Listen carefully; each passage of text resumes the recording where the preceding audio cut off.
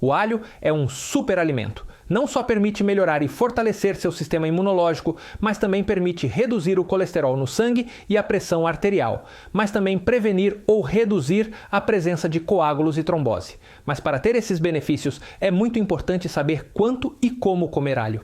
Porque você vê, o alho tem um segredo. É preciso saber ativá-lo para obter seus benefícios de maneira muito mais adequada. E é exatamente sobre isso que vou falar hoje. Meu nome é Juan Ignácio Weller. Sou médico especialista em cardiologia e hoje vou falar com vocês sobre os benefícios e segredos do alho, mas também sobre curiosidades como o alho para a prevenção de alguns tipos de câncer. Alho como desintoxicante, que existem estudos muito interessantes, mas quero começar por aqui. O segredo do alho está em um de seus componentes chamado alicina. A medicina é um componente derivado do enxofre. Você vê, o alho em sua forma natural não tem alicina dessa maneira, mas tem outra coisa chamada alina para se tornar alicina, que será a que lhe dará os efeitos benéficos. Tem que entrar em contato com outra substância que está dentro do alho, mas em compartimentos separados, e é uma enzima chamada alinase para formar a alicina, que vai te dar os efeitos benéficos. Você tem que combinar o alin com a linhaça. Para fazer isso, você tem que cortar ou esmagar o alho. Dessa forma, essas duas substâncias vão se unir e vão formar essa substância que vai dar os verdadeiros efeitos benéficos. Então, a primeira coisa, recolher. Como? Cortar, triturar ou mastigar. Por outro lado, o calor destrói a alicina, então não permitirá que produza seus efeitos benéficos. Então, duas coisas uma, o alho deve ser comido cru, não aquecido, porque perde seus efeitos benéficos. 2. Você deve cortar, esmagar ou moer e esperar entre 5 a 10 minutos para que se forme essa substância que lhe dará seus efeitos benéficos. Agora que você já sabe como ativar o alho, precisa saber quais os benefícios que ele vai te proporcionar. E então eu vou te dizer quanto e como comer. Você vê, em seu sangue há algo chamado colesterol ruim, que na medicina conhecemos como LDL.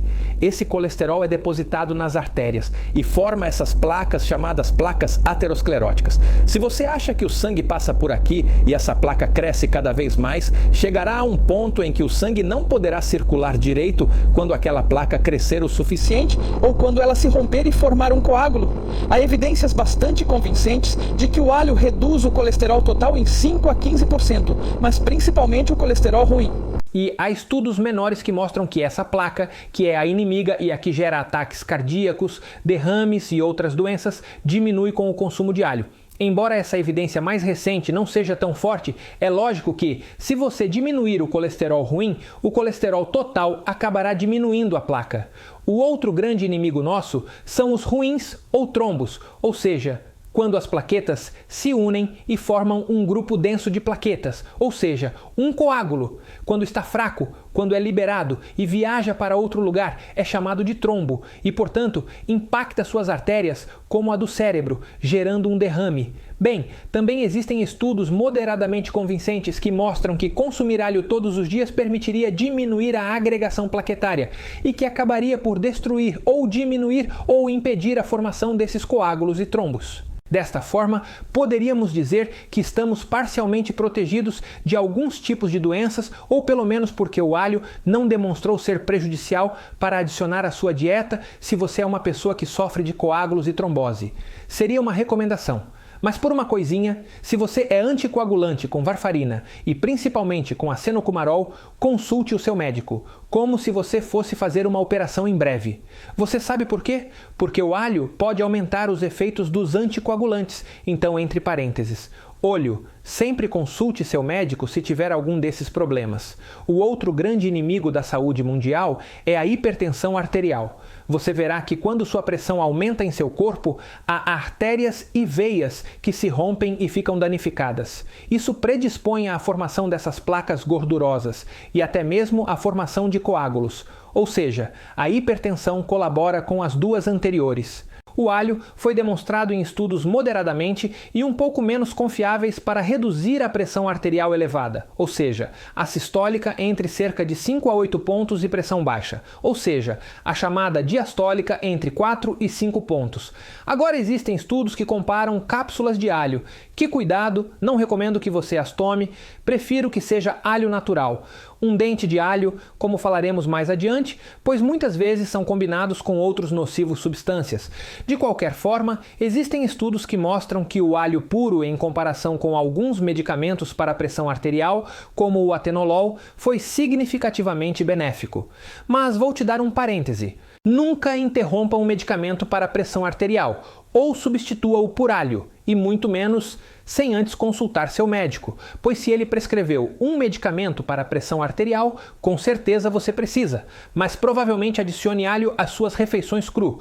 Como vou lhe dizer mais tarde, pode ser benéfico no caso de você ser hipertenso, acompanhado do restante dos tratamentos que seu médico certamente lhe orientará. Deixe-me falar sobre mais 3 benefícios do alho antes de falar sobre os riscos e efeitos colaterais. E o que um dente de alho lhe dá e quanto você deve comer. Existem 2 tipos de câncer. É bem conhecido no sistema gastrointestinal o do estômago e o do intestino grosso e do intestino delgado. A evidência é bastante favorável ao alho e outras plantas da família do alho, como cebola, cebolinha, etc.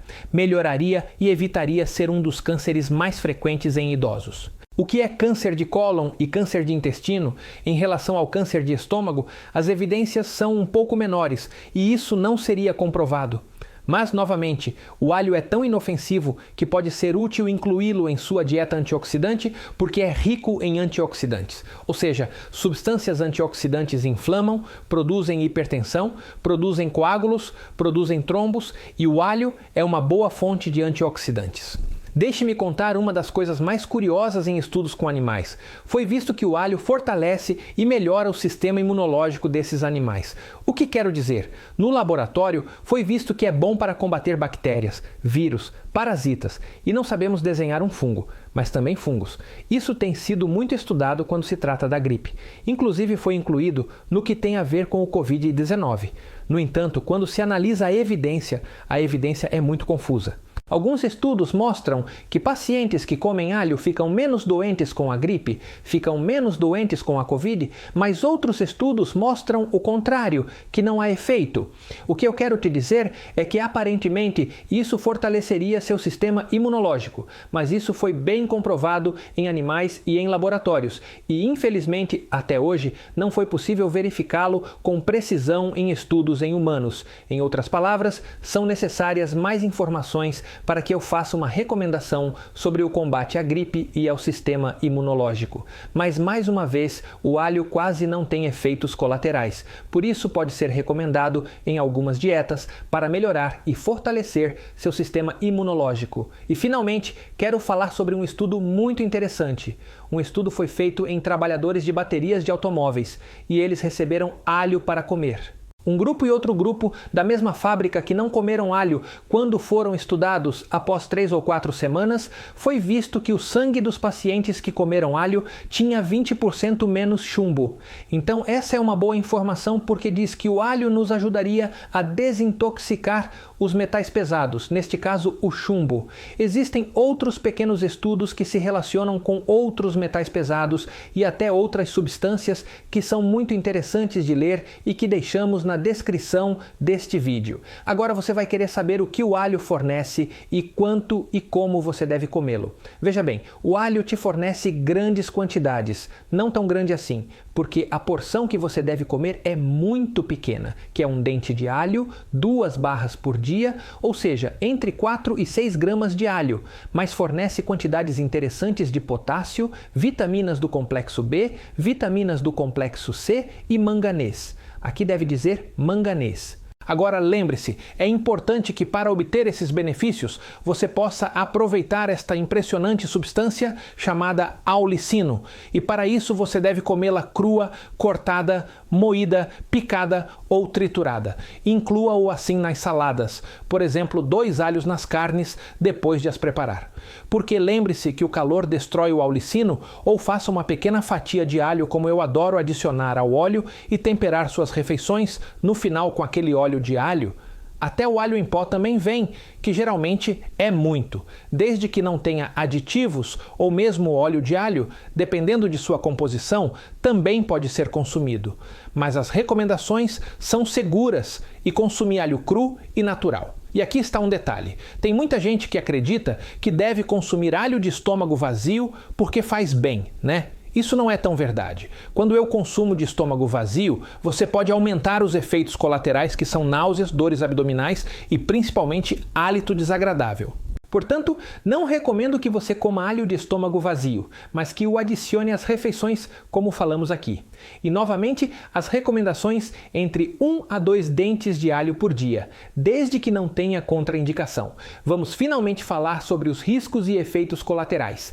Existem algumas pessoas no mundo que são alérgicas à joia e descreveram reações alérgicas realmente graves. Se você notar que sua pele está coçando, vermelha, espirrando muito ou tem outros efeitos colaterais depois de comer alho, recomendo que você pare de comer alho e pergunte ao seu médico se seria aconselhável continuar adicionando à sua dieta. Porque está bem descrito que existem pessoas que são realmente alérgicas à halitose. Um dos principais efeitos colaterais ou indesejados do alho é, na verdade, o mau cheiro na boca. E isso é verdade porque a lisina, além de ser muito benéfica, é muito fedida. E isso se transmite quando falamos com outras pessoas, quando nos encontramos, quando ele espirra. A recomendação é comer menos alho, escovar bem os dentes, usar enxaguante bucal e nem sempre comê-los sozinhos e acompanhá-los com um pouco de óleo de alguma carne para diminuir um pouco esse efeito colateral e dores de estômago, dispepsia, desconforto gástrico, afastar o alho do jejum, de continuar a comer acompanhado das refeições. Espero que esta palestra seja realmente útil para você. Siga-nos, deixe-nos um comentário que esta conversa foi feita graças aos seus comentários. Mando-lhe um grande abraço da nossa parte do mundo. Tchau, tchau.